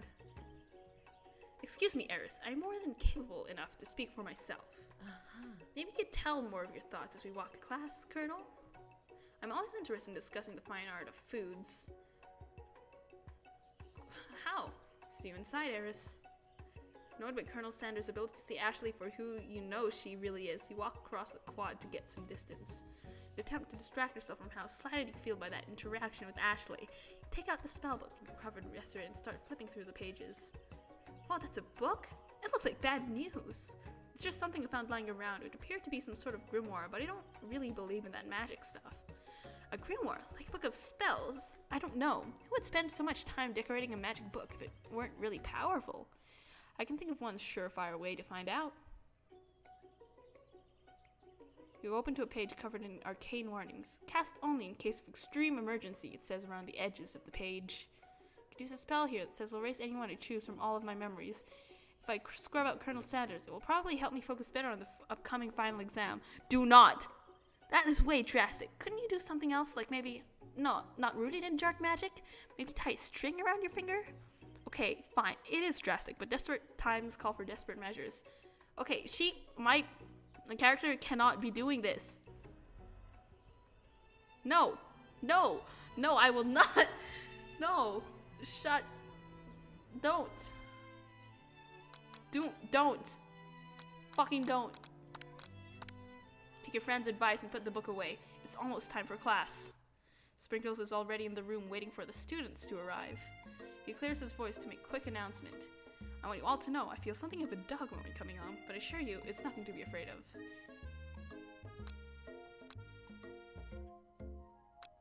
His cute little nose scrunches up and he begins to breathe quickly. Oh, he needs to... No, he can't. You don't feed him your homework. Sprinkle stops in his tracks. He focuses on the window. The room is deadly silent. You follow his gaze. You see a tiny orange squirrel perched on the cherry tree outside. Sprinkles turns feral and runs to the window in the classroom. He begins barking uncontrollably at the squirrel outside. Terrence, I told you to never come back here. Terrence, I will destroy you. Terrence! Sprinkles is barking ferociously, drool flying off his face. The squirrel looks over, but he doesn't say anything back. You wonder, is that even a talking squirrel? Who named him Terrence? You better not show your chubby cheeks around here ever again. After Sprinkles is satisfied that his presence has been felt by not only Terrence, but any other squirrel in hearing distance, he returns to his professional tone. I apologize for the outburst. This actually brings up an important point. Thank you, Eris, for reminding me to dole out all this indispensable bit of wisdom. You see. But before he can go any further, Miriam's love drama spills over into the class. Oh, they fucking... I told you to save it for after class. You think I wanted to be thrown from a plane strapped to a stranger? Miriam and Clank appear to be arguing, but you still haven't learned to speak Clank's language of mechanical noises. But no, you had to show off your cool kid friends, Jeff and Joe and J&J forever. Watch us form a triangle in midair as we descend. Triangles are the strongest shape, don't you know? Yeah, well that doesn't make it a great date. What? They're having drama. Then take Jeff and Joan with you. You can all howl hounds as you pedal down the mountain or off a cliff for all I care. Aww. Clank begins to shudder, steam pouring out of the gaps in his panels, and then a loud ding stops him in his tracks. What? Is he dead? No amount of seasoning is going to make me want to eat that, Clank. Completely deep-fried sneaker. Considering that he himself has wheels, not feet, it's not entirely clear where that came from. In terms of deep-fried footwear, I guess it looks okay. Clank slowly rolls out the room to be left alone with his shoe. Everyone tries to pretend like they didn't see that entire thing go down. Nothing like a loud public breakup to cast a pall over the final day of school. Well, that was unfortunate. But we mustn't be distracted from what lies ahead. The final competition showdown challenge exam. I'm still working on the title, but I think you get it. Test time approaches. See you all in the arena. But before you can think about your upcoming competition, there's a very beautiful soul nearby in need of a pep talk. Hey, Miriam, are you okay? Okay, so I'm so mad I could smash a tiny mug, spilling several droplets of hot cocoa all over the floor. How could they embarrass me in class like that, in front of everyone? Her tiny cocoa is a delicious treasure, so you know that his breakup is no joke, and the source of her frustration is such a silly boy. I know that you know this, but I'm gonna say it out loud. You don't need anyone. Me and you are gonna cruise this final test and hit the carpool lane to Success City. Miriam brightens up, imagining the wind rushing through her short bangs, but she hesitates to embrace the feeling all the way. You're not going to settle up on Colonel Sanders' stallion and ride off into this sunset without me. Of course not. Well, maybe, sorta, but I'm sure there's a pony out there with your name on it, and a ranch big enough for both of us and whoever else we want to bring along. If it's not Popper Clank or anyone else you meet today, tomorrow, or this whole year, so what? You're a special person who shouldn't settle for the first summon to show a little interest anyhow. Miriam gives you a big hug and wipes the tears from her cheeks. I should really review my menu for today. I'm going to make a very special soup, and I bet that Professor Dog is gonna love it. While you were pep-talking Miriam, you completely missed lunch, but that's okay because you had a better idea of how to spend the time before your exam. You've decided to head to the arena early to practice a dish. This is it, the location of your final challenge, a test of will, a test of courage, a test of talent, and a chance to beat the pants off of Van Van, the supposed madman, and his eviler counterpart, Ashley. As planned, you begin to rush through a quick test of a recipe you've been working on, chicken pot pie. After practicing for months, making this dish comes second nature to you, and you're able to quickly get a fresh pot pie in the oven. But as soon as you do, your cram session is interrupted by Colonel Sanders. Eris, what are you doing here? There's still time before the exam. Oh, just taking it all in. I'm big into visualizing success. I'm looking at my station and picturing victory. The pot pie has begun to bake, and the smell is slowly filling the space around you. Visualizing, huh?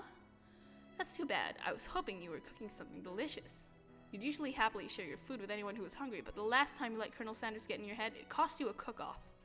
You decide that it's time to put your cooking above your romantic desires, but that decision gets hard to stick to when the oven timer goes off behind you. Okay, great. No, I don't want to burn down the competition. Okay, I can't ignore it. I literally can't. Okay, you got me. I'm doing a little more than visualizing. I know, my nose can smell spot pie from 400 yards. It's an oddly specific distance, but you expect nothing less from such an oddly specific man. You knew it was a pot pie from the smell?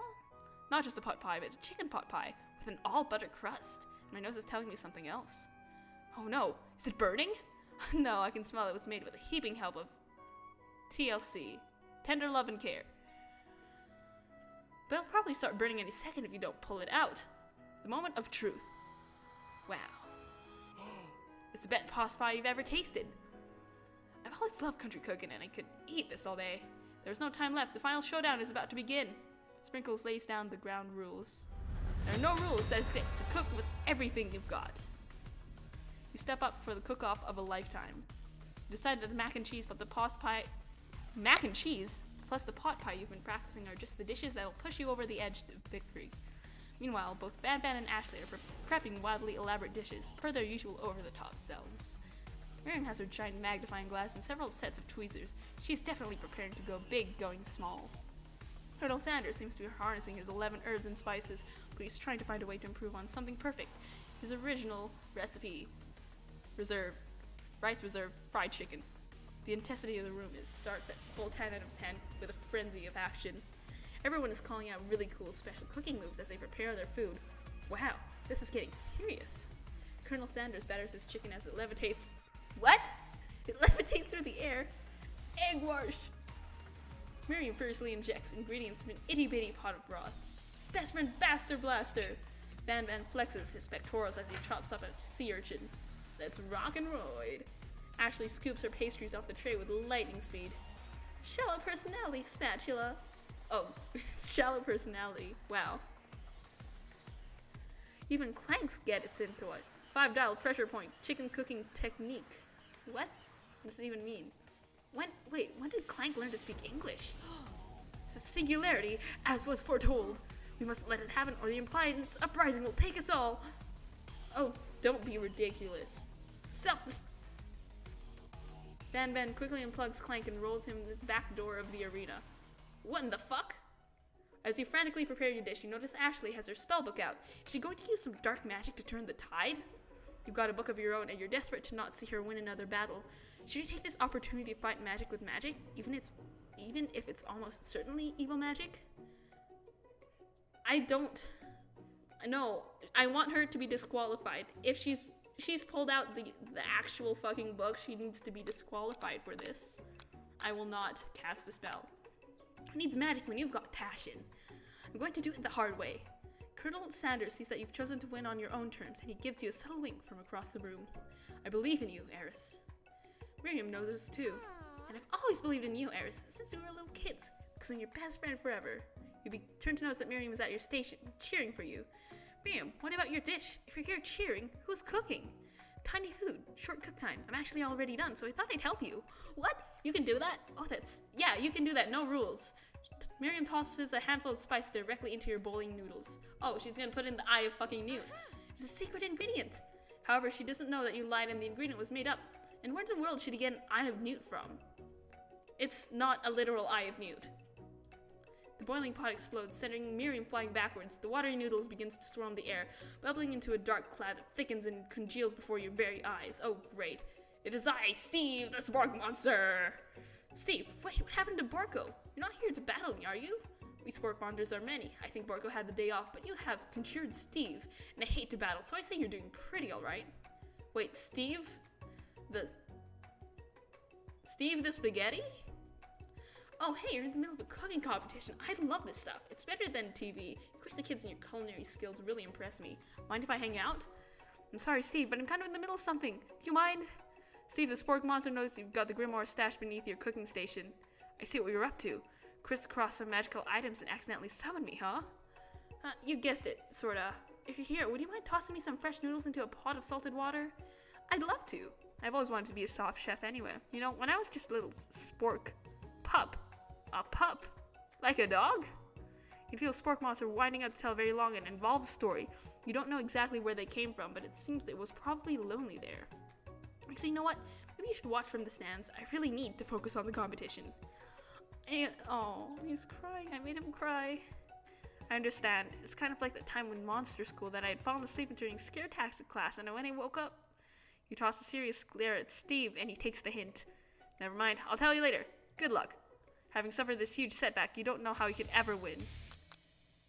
Summon extra power. I can do this. I have what it takes. I came here to win. Manifest that victory. Your hair turns mac and cheese orange as culinary energy flows through your body. Mac and cheese orange. Oh, are you going Super Saiyan now? This is ridiculous. Absolutely ridiculous. My heart is pure. My hands are steady. My taste buds have been preparing their entire lives for Mom's spaghetti. Yes, Eris, you are the chosen one. You will avenge me. The power you've been summoning immediately fades back out. You interrupted my inspiring monologue. Sorry. My heart is pure. My hands are steady. My taste buds have been preparing their entire lives for Mom's spaghetti. I will show them my cookery. Okay. I just need to. Mom's spaghetti. I will show the world my cookery. You begin to levitate off the ground. Energy courses through your body. You know that with this power you can do anything. Except turn back time, which would be super useful because while you were powering up your chicken pot pie overcooked in the oven, can't be served. But don't worry, dear heirs, you have suffered some setbacks, but not all is lost. Impressed with your fortitude, Colonel Sanders decided that you've earned his support. I've been watching you today. I must say, I'm truly impressed. You've been thinking on your feet and rolling with the punches. He steps up to your station and stands right beside you. I'm here to help. And all you've managed to make is mac and cheese, and time is almost up, so you're going to need it. But Colonel Sanders, what about the test? What will happen to you? What about the rules? Following the rules has never been my thing. I follow my heart. What a guy. What is going... What? Besides, so many unexpected combinations can have surprising effects that surpass their individual efforts.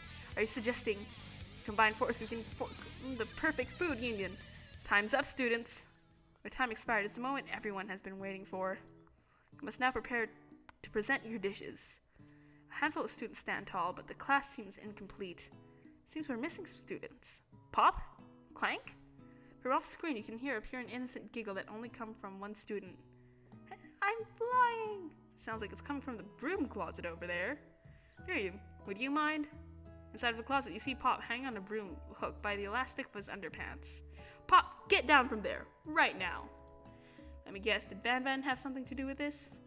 When someone asks for a wedgie, who am I to refuse? I thought a wedgie was a salad.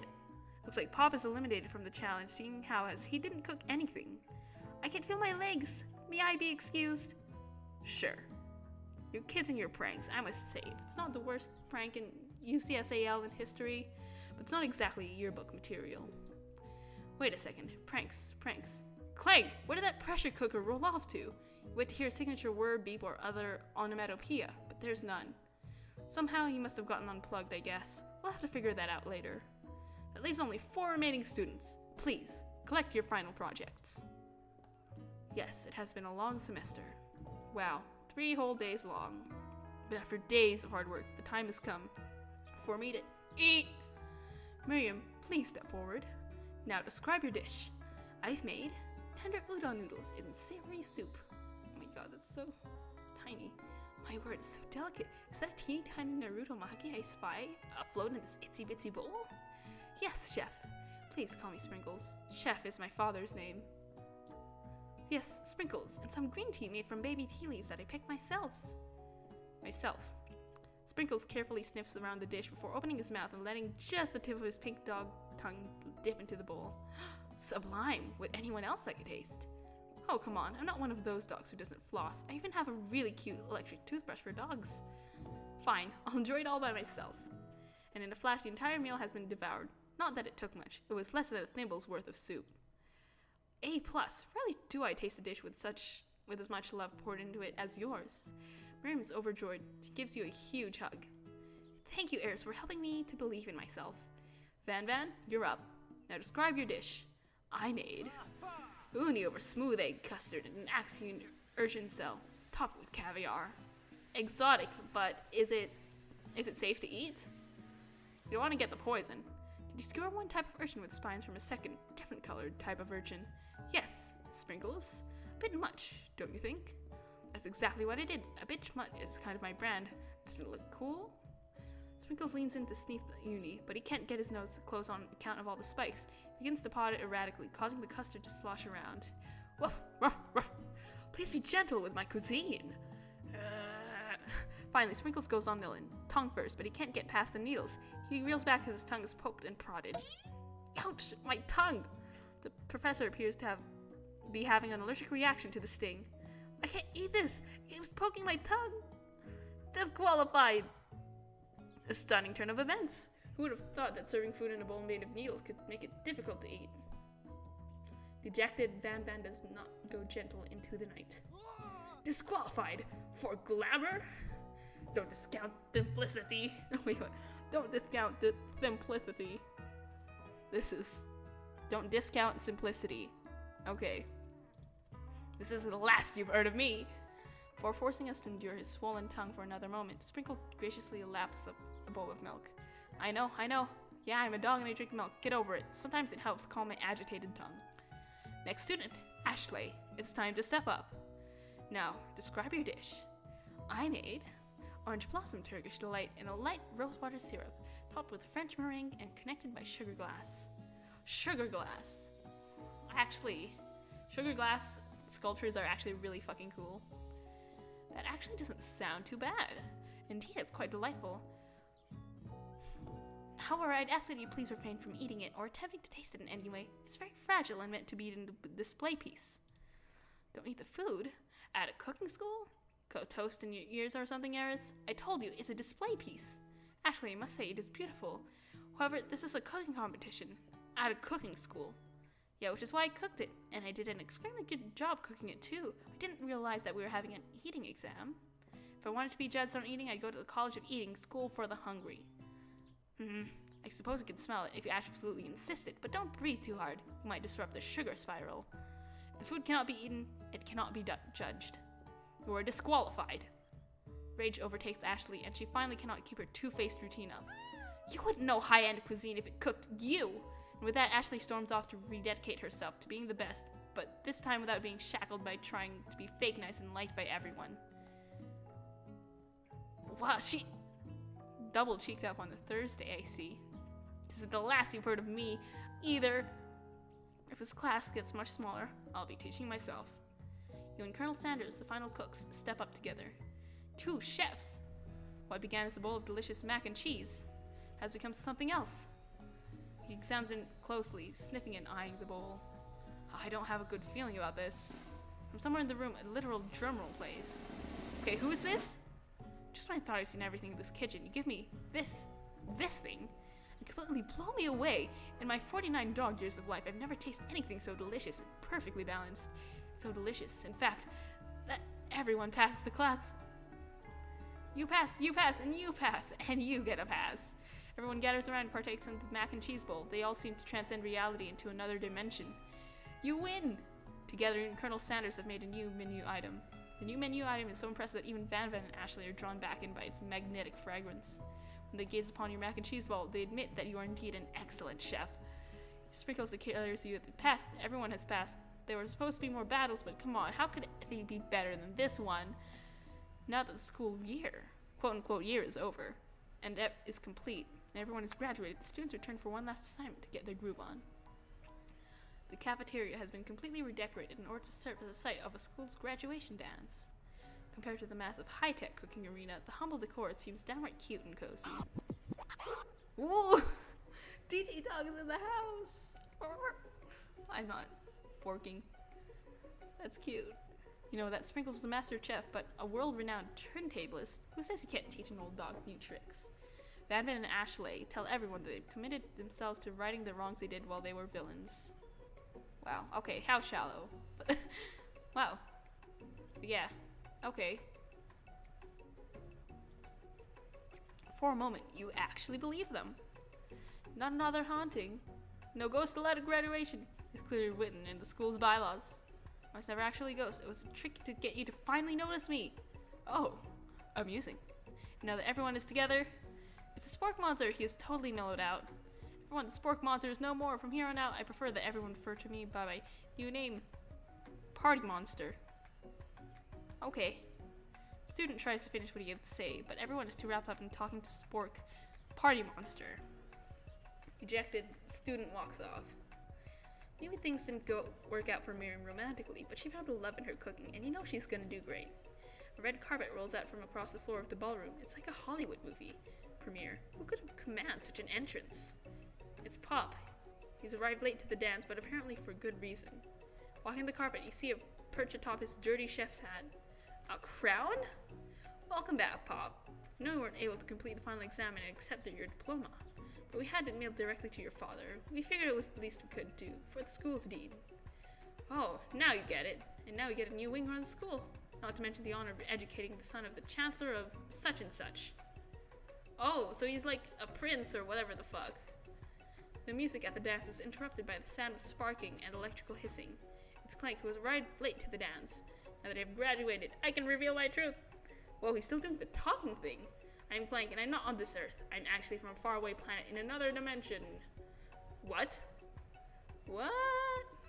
I actually feel like I knew it this whole time. Now I've learned the ways of your kind, I must return. Miriam, will you come with me? I don't know what to say. Besides, no, obviously. I've just begun to learn who I really am. This isn't the time for me to devote my life to figuring out who you are, Clank. You're blown away by Miriam's maturity. It's pretty clear she has managed to surpass you in that regard. I understand, kind of. Humans are weird. A portal opens up and Clank disappears through it. Finally, Colonel Sanders arrives. Howdy, classmates. Why he's not wearing his suit? Just like the first day you met him, he's come prepared to field the entire class. However, it is not enough to just give him a bucket of chicken. This time, it's a full meal. I didn't get to be the most famous chicken man in the history of chicken and man by not reminding people to go out and buy my chicken. Great. Yeah, just more. Just more marketing. This is a really elaborate marketing trick, but wow. The end? The end. No, it's not the end. As everyone feasts on their delicious chicken dinner. Winner, winner, chicken dinner. It's the true meaning of chicken dinner. Colonel Sanders finds you sitting at the edge of the dance floor. Eris, what are you doing here, sitting all alone? Oh, you know, just waiting for the right person to ask me to dance. I wonder, might you tell me what are the qualities that you would expect to find in such a lucky person? Off the top of my head, oh, I don't know. A spicy musk, a tidy goatee, and a degree from the University of Cooking of School Academy for Learning, just to name a few. It truly is my lucky day. Would you dance with me? Yes, I would love to. As you glide across the dance floor, hand in hand with Colonel Sanders, the future stretches out in front of you. And once in my 100th franchise is up and running, I'll be ready to take a day off, and I'll be so glad to spend it together with you, Eris. How sweet. We'll work and play together. Colonel Sanders stops dead in his tracks. Work together? Well, I think this is something I just need to do by myself. But who will help you run your restaurants? I don't believe I need help. Besides, based on your time at school here, you think running restaurants is the best path forward. Could it be? You found a love connection but failed to earn Colonel Sanders' respect as a chef. Can you live with only half of him? Will you be able to ensure sharing with him his other love, the life of an entrepreneur? I suppose I could enroll at a pastry school. Oh, my dear Eris, I'm sure that you'll find your place eventually. And along the way, we'll have me by your side. The end! Okay, cool. Oh. Okay. It's gonna bring me back to the screen. Hold on. What's going on?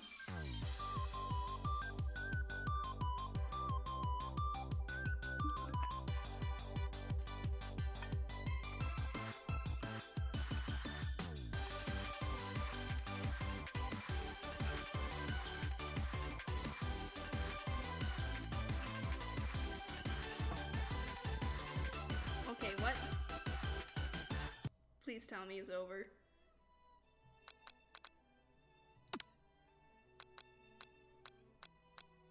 First, second, third, fourth, fifth, sixth, seventh, eighth, ninth.